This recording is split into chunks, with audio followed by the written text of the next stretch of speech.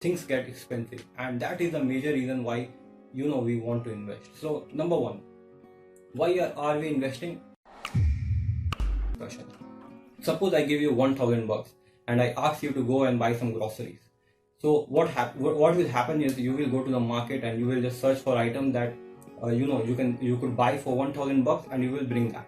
Now if I give you that 1,000 bucks after 10 years and I will tell you to buy the same amount of groceries and bring them to me, then will you be able to actually do that? The answer will be actually no. Why? Because number one, things get expensive, and that is the major reason why we want to invest. So number one, why are we investing? To retain our purchasing power. What happens is, as and when things get expensive, we actually start to decrease our purchasing power. So what will happen is the 100 rupees that we spend today will buy less stuff in the future. So why we are investing or we are learning finance is because we can understand how to preserve that purchasing power. So in the future we can use that 100 rupees to actually buy stuff that is equally valuable to the 100 rupees that we have today. So now, number one thing, if you are listening to me on any of the podcast platforms, then you could not see the diagram that I will be showing. So I will request you to switch to the YouTube channel that I have, so you can see the illustration that I have, because today I have a lot of illustration to help you understand the power, how inflation actually affects our purchasing power. Now on your screens right now you have three cards. One card is from 1988, the another one is from 2008, and the last one is from 2018. Alright, so if you look at the screen right now, you see these three cards, and the quantity on each of these cards is different. On card 1 you could see that the card is actually entirely full, on the second card you will see that it is half full, and on the third card is you can say it's not full at all. So what happens here is, number one, in 1988 the 1,000 value of that 1,000 was really high, so you could buy actually a lot of stuff because the inflation was really low. And in 2008 what happened was things got expensive, and now you could buy less stuff with the same amount.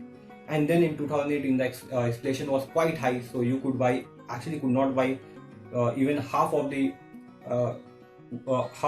things that you have in the cart. So this is the first reason that we have to invest, because we want to retain our purchasing power. Now what is the purchasing power? Suppose we have 1,000 today and we want that 1,000 after 10 years.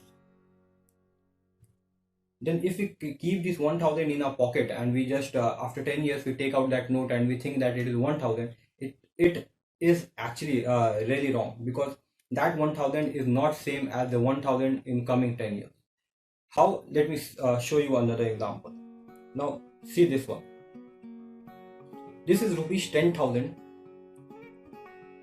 after different years at different rate of inflation. So inflation rate is 2%, then it is 3%, then it's 4%, then 4.5, 5 and 6.